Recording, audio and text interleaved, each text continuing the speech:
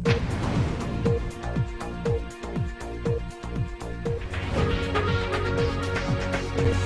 वालेकुम, welcome to my channel. आपकी host सबा मलिक। खबर शामिल करते हैं कराची से।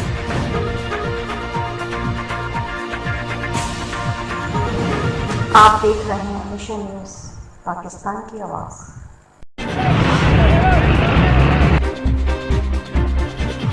हज़ारा कॉलोनी गुलशन गाजी कराची में गुज़िश्ता दिनों जाली अताई डॉक्टर का वाक़या सामने आ गया। डॉक्टर की गफलत से फ़खरुल इस्लाम ज़िंदगी की बाजी हार गया। सैयद फ़खरुल इस्लाम शाह नामी शख्स की अताई डॉक्टर मिसबाह की गफलत से गलत ट्रिप लगाने की वजह से मौत की नींद सो गया।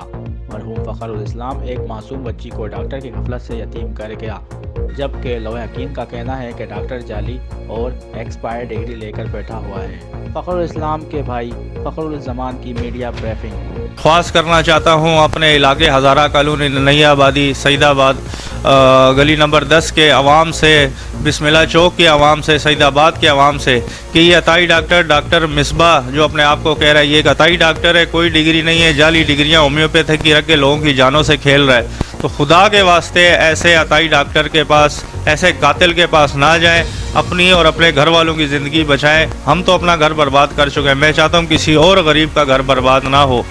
शुक्रिया।